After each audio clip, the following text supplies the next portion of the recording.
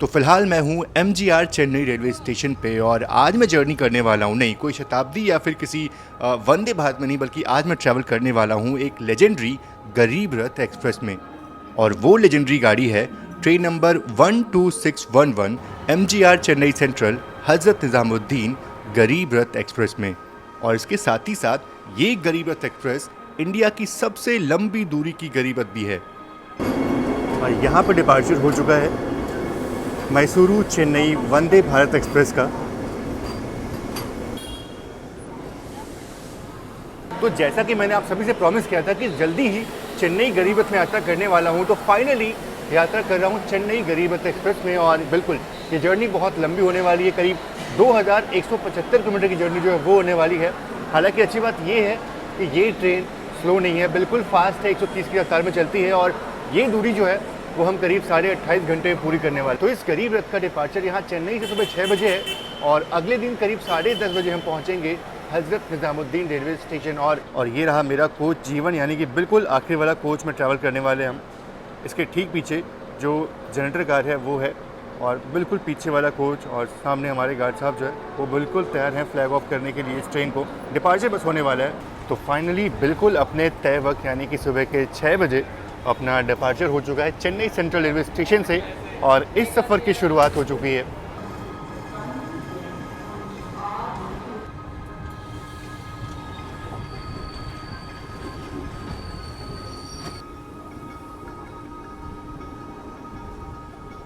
और हमारी ट्रेन के डिपार्चर के साथ मैसूर शताब्दी एक्सप्रेस का भी डिपार्चर साथ में बिल्कुल हुआ।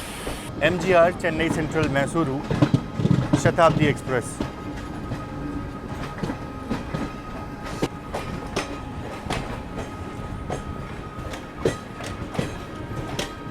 और बहुत देर से दोनों ट्रेनें बिल्कुल पैडल में चल रही थी, लेकिन आगे बेसिन ब्रिज से दोनों अपना डायरेक्शन जो है वो चेंज करेंगी।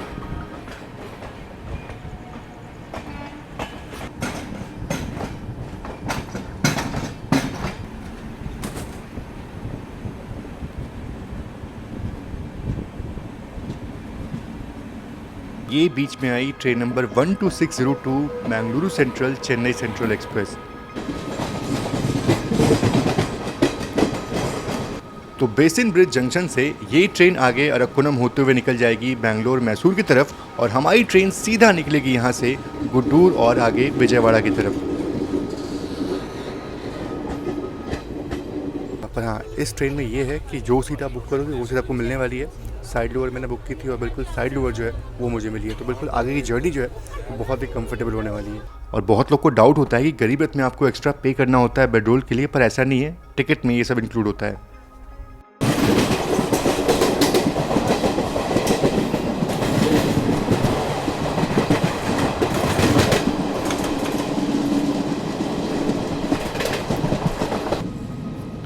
और ये है कोसा स्थलैया रिवर, पता नहीं ठीक से प्रोनाउंसिएशन जो मैं वो ठीक से नहीं कर पा रहा हूँ, पर हाँ चेन्नई में बहने वाली 3 प्रमुख नदियों में से ये एक नदी है। बाकी 2 कौन सी नदियाँ हैं वो आप मुझे कमेंट बॉक्स में बता सकते हो। चलो एक चीज़ अच्छी ये है कि साइड लोअर सीट जो है वो मिली है और आराम से जर्नी जो है वो मैं कर सकता हूँ। साइड मिडिल सीट ना होने से ये है कि रश थोड़ा कम है, बिल्कुल थोड़ा खाली खाली आपको ट्रेन लग रहा होगा। अदरवाइज़ अगर मैं बात करूँ सहरसा गरीब रथ एक्सप्रेस की जिसमें मैंने यात्रा की थी, उसका एक्सपीरियंस तो बहुत ही ख़राब था। अभी जस्ट ट्रेन निकली है और सभी लोग जो है वो ऑलमोस्ट सो चुके हैं फिर से। हाँ नींद तो आ रही है क्योंकि सुबह सुबह 6 बजे ट्रेन जो है वो निकलती है। बाकी हाँ, अब ट्रेन का सीधा हॉल्ट जो है वो गुड्डूर जंक्शन पे होने वाला है। उससे पहले हमारी ट्रेन जो है वो बिल्कुल नॉन स्टॉप चलने वाली है वहाँ तक।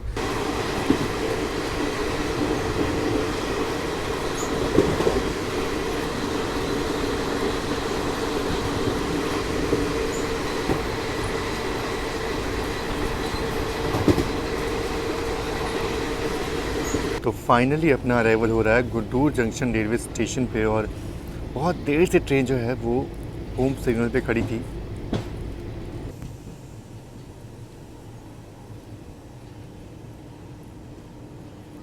तो ये हमारी जर्नी का पहला हॉल्ट, करीब 130 किलोमीटर बाद ये पहला हॉल्ट जो है वो आया है, और अभी तो बहुत सारे हॉल्ट्स बाकी हैं। फिलहाल अगर बात करूँ मैं गुड्डूर की, तो ये एक जंक्शन रेलवे स्टेशन है, और जंक्शन इसलिए है क्योंकि यहाँ से एक लाइन जो है वो निकलती है तिरुपति की तरफ, और एक लाइन यहाँ से निकलती है जैसे हमारे यानी कि चेन्नई की तरफ से, और एक लाइन यहाँ से निकलेगी नेल्लौर होते हुए विजयवाड़ा की तरफ। तो साइड लाइनें जो है वो यहाँ के मिलती हैं और इसीलिए गुड्डूर जो है एक जंक्शन रेलवे स्टेशन है। और तो सिर्फ 2 मिनट की ट्रेन यहाँ पे रुकी और डिपार्चर जो है वो हो गया।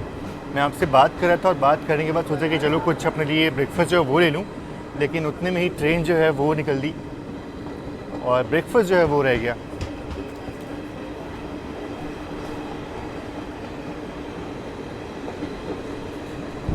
और क्या खूबसूरत क्रॉसिंग देखने को मिल गई हावड़ा एसएमवीटी बेंगलुरु दुरंतो के साथ।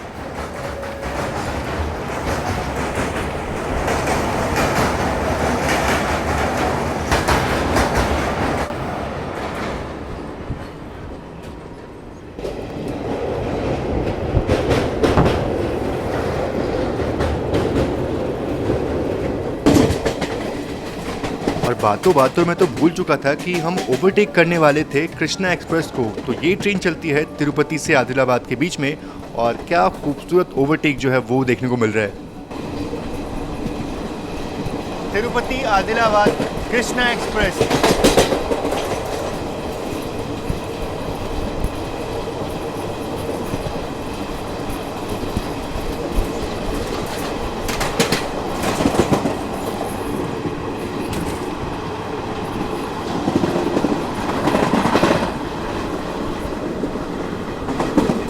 फिलहाल जो है वो नेल्लौर को हम स्किप कर रहे हैं और ये सामने खड़ी है टाटा नगर एर्नाकुलम। एक्सप्रेस 4 नंबर प्लेटफॉर्म 5 ఉన్నది। बहुत ही स्लो स्पीड में स्किप जो है वो हो रहा है। मुझे लगा शायद अच्छी खासी रफ्तार में हम स्किप करेंगे। और जल्दी से आप मुझे कमेंट बॉक्स में बताओ कि नेल्लौर स्टेशन को क्रॉस करने के तुरंत बाद कौन सी रिवर जो है वो आती है।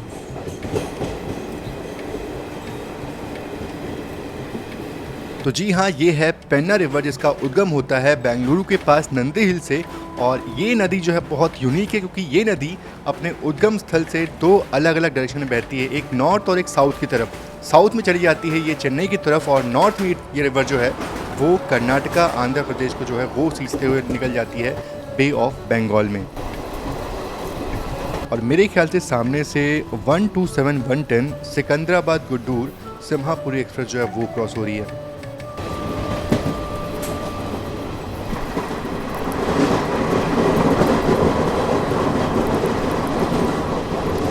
चलो फिलहाल हमारी ट्रेन पहुंची है ओंगोल। और एक और चीज़ है कि मैं थोड़ा पावर नैप लेने चला गया था। और बाकी एक चीज़ ये है, पीछे जो है वो मैसूरू विजयवाड़ा वंदे भारत एक्सप्रेस जो है वो आ रही है। हमें डिपार्चर जो है उसका संकेत मिल गया। मतलब ये है कि हम वंदे भारत के लिए यहाँ पे वेट नहीं करेंगे, हमारी ट्रेन यहाँ से आगे निकलेगी और विजयवाड़ा तक शायद जो है। अब देखते हैं कि ओवरटेक कहाँ होता है। हमारी ट्रेन भी थोड़ी सी लेट चल रही है इस कारण से, तो बस अब देखना ये है कि ओवरटेक जो है वो ये ट्रेन हमें कहाँ पे करती है। फ़िलहाल तो अपना डिपार्चर जो है वो हो चुका है ओंगोल से और इसके बाद सीधा हॉल्ट हमारा विजयवाड़ा होने वाला है।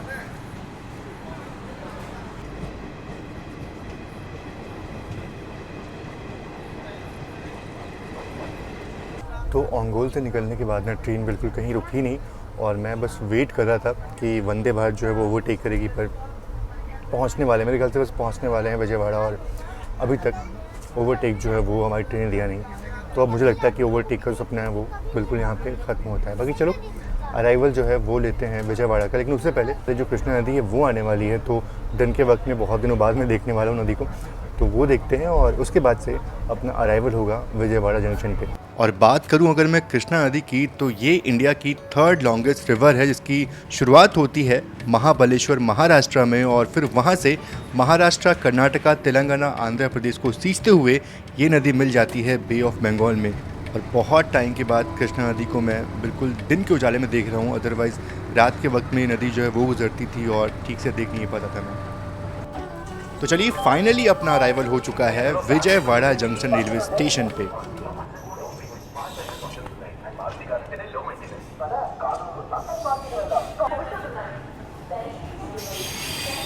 तो वक्त हो चुका है 11:38 का और फाइनली पहुंच चुके हैं विजयवाड़ा जंक्शन रेलवे स्टेशन। दिन के वक्त में ना बहुत दिनों बाद मैं इस स्टेशन को देख रहा हूँ, अदरवाइज़ रात के वक्त में स्टेशन निकलता था। बाकी अगर मैं बात करूँ ना तो पूरे रास्ते भर में मतलब ओंगोल से निकलने के बाद कहीं भी ट्रेन जो है वो रुकी नहीं और वंदे भारत जो है वो हमारी ट्रेन को ओवरटेक जो है वो की नहीं। तो ऐसा लगा था कि शायद वंदे भारत जो है वो हमारी ट्रेन को ओवरटेक करेगी। बाकी बात करूँ विजयवाड़ा पहुँचने की, तो यहाँ पहुँचने का जो सही समय था वो थे 11:40, पर ट्रेन यहाँ पे ऑलमोस्ट लाइक 5 मिनट पहले ही पहुँची है और 11:50 में डिपार्चर जो है वो होगा अपना। और मैंने अपना यहाँ से लंच जो है वो ऑर्डर किया था, लेकिन लंच जो है वो बिल्कुल लास्ट मोमेंट तक नहीं आया और अचानक से मुझे भैया जो है वो आते हुए दिखते हैं और मेरा नाम पुकार रहे थे वो। तो जल्दी से मैं अपना पैकेट जो है वो लेता हूँ और बिल्कुल जब ट्रेन प्लेटफॉर्म से निकल चुकी थी तब जाकर के अपना फूड जो है वो डिलीवर होता है। ये डिपार्चर जो है वो ले नहीं पाएगा, वो देखो ये बिल्कुल कैसे लास्ट में उतरे हैं वो डिलीवरी देने के बाद। डिपार्चर जो है चलो फाइनली हो चुका अपना, लेकिन आज लगा कि शायद खाना जो नहीं मिलने वाला, लेकिन फाइनली चलो सीट पे खाना आ गया। और अगर आप इस लाइन से आगे जाते हो तो विशाखापट्टनम होते हुए आप पहुंच जाओगे पूरा ईस्ट कोस्ट हावड़ा की तरफ। और हमारी ट्रेन जो है वो निकल चुकी है अब दिल्ली वाली लाइन की तरफ, यानी कि वारंगल, नागपुर, भोपाल, इटारसी होते हुए। तो फाइनली लंच मुझे मिल जाता है और ऑनलाइन फूड ऑर्डर करने का एक ही फ़ायदा होता है कि आपको टेस्ट और वैरायटी जो है वो अच्छी मिल जाती है।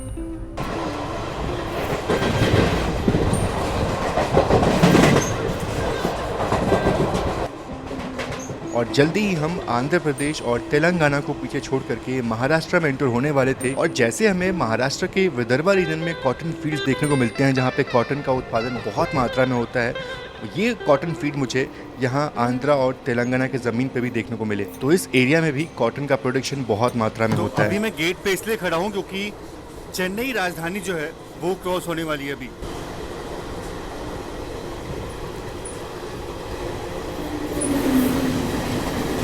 खैर ये तो पता नहीं कौन सी ट्रेन है, पर चेन्नई राजधानी तो बिल्कुल नहीं है।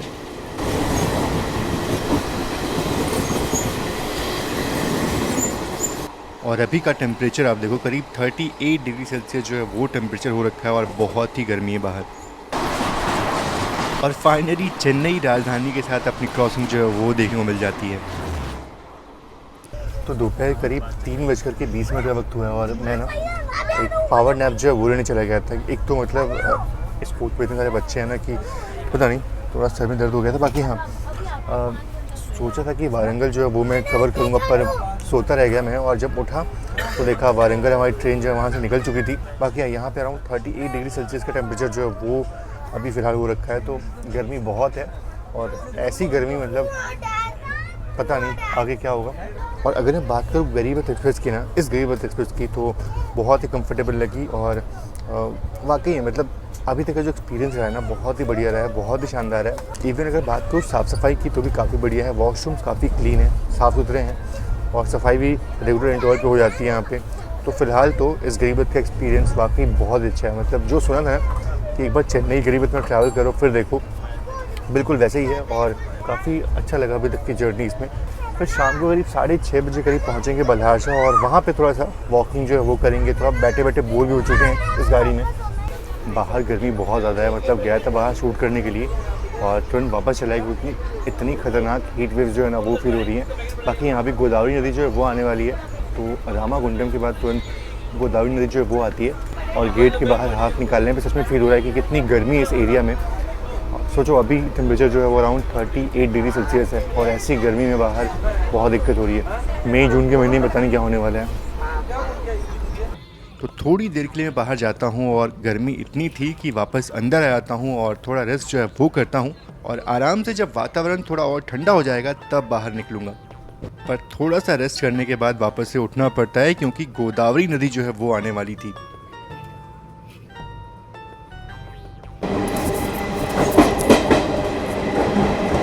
तो फिलहाल अभी स्किप कर रहे हैं रामागुंडम रेलवे स्टेशन को और रामागुंडम रेलवे स्टेशन को स्किप करने के तुरंत बाद गोदावरी नदी जो है वो आती है।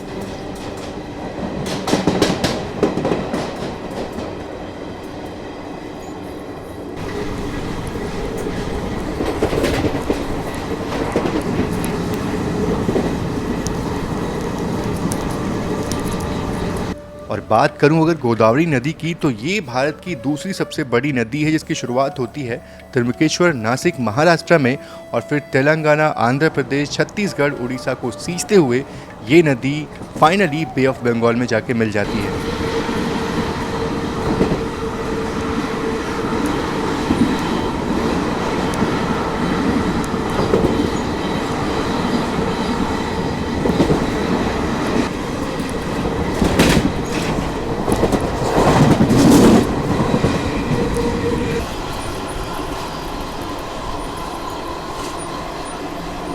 और ये मेरे ख्याल से train number 22151 Pune Kazipet superfast express है।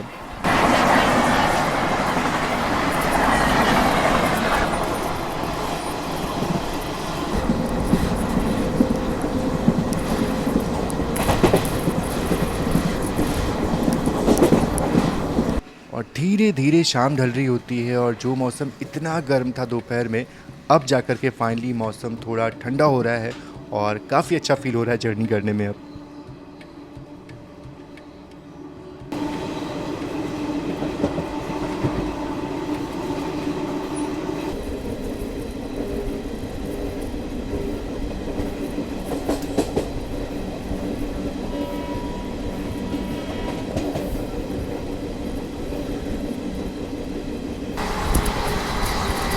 और ये मेरे ख्याल से train number 17004 Balharshah Kazipet Ramgir express है। लेकिन हाँ, एक और चीज़ ये है कि अभी हम ओवरटेक करने वाले हैं केरला एक्सप्रेस को, तो देखते हैं कि वो ओवरटेक जो है वो कहाँ पे होता है।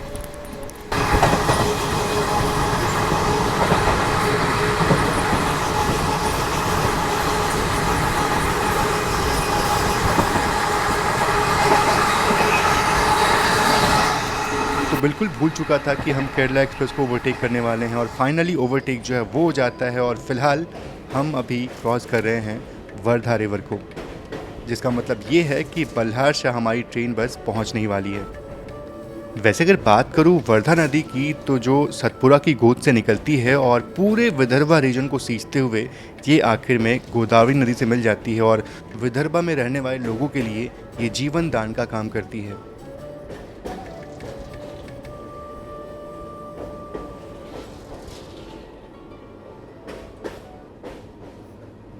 और यहाँ बल्हार शाह के पहले ही हमारी ट्रेन को रोक दिया गया, मतलब प्लेटफॉर्म जो है वो खाली नहीं होगा। और पीछे केरला एक्सप्रेस जो है ना, उसके भी आने का संकेत जो है वो भी पीछे पीछे आ रही है। तो बैक टू बैक बहुत सारे अराइवल जो है वो बल्हार शाह में हो रहे हैं।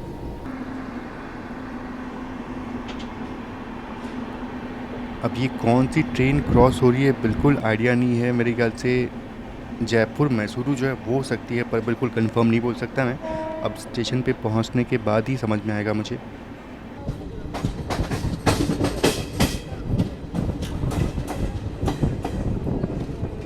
पहले ये देखना है कि ये ट्रेन कौन सी है, उसके बाद ही मैं डिसाइड कर पाऊंगा कौन सी ट्रेन थी वो।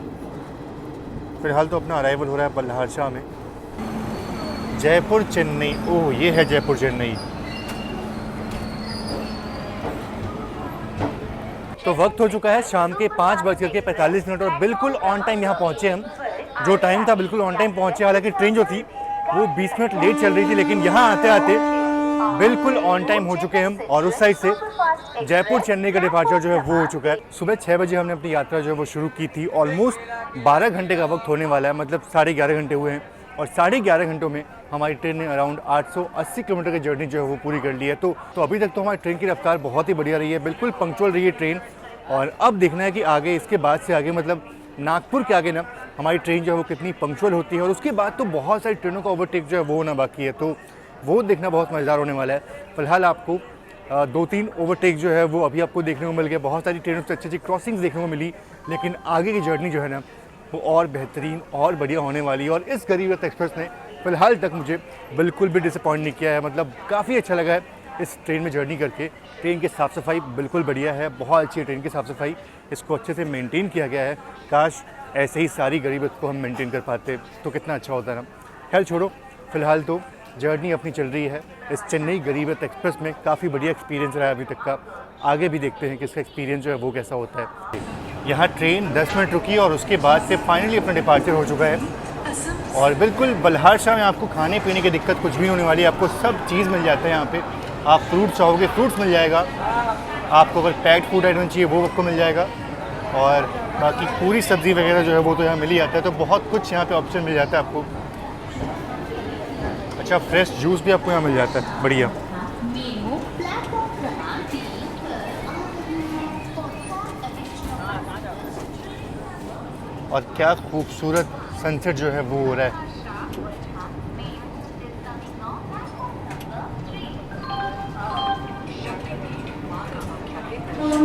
विश्वविख्यात एक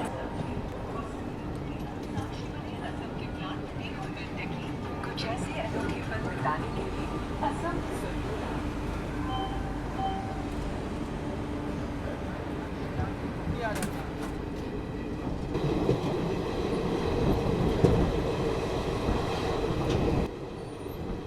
तो इसी शाम के साथ आज के इस पार्ट को यहीं पे ख़त्म करते हैं और वीडियो लंबा हो जाएगा, जिस कारण से सेकंड पार्ट में मैं आपको आगे की जर्नी जो है वो दिखाऊंगा। तो बल्हार शाह से हज़रत निज़ामुद्दीन की जर्नी जो है वो आपको मैं नेक्स्ट पार्ट में दिखाने वाला हूँ। तब तक के लिए आप सभी का बहुत बहुत धन्यवाद इस वीडियो को देखने के लिए। मिलते हैं नेक्स्ट पार्ट में, तब तक के लिए जय Hind and God bless you all.